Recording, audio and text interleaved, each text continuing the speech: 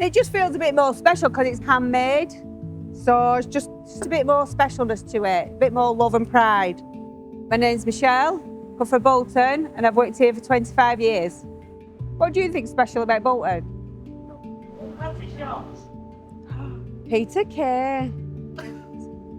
Legend. Vernon Kay, another legend. Everybody knew Walsh then, you know what I mean?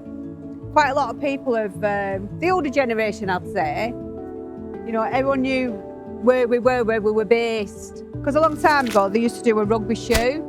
So that's a lot of people know Walsh from. And then we got into the casual trainer side of things. And then it took off doing a casual shoe rather than just like a fell running. Yeah, I'm still proud to make shoes in Bolton, yeah. Yeah, of course. Well, I've been making shoes in Bolton for, like I say, 25 years. Do you know, I've never even thought of that, how many over the years I've actually produced, you know, a lot. I don't know if it'd be millions. I've done a few.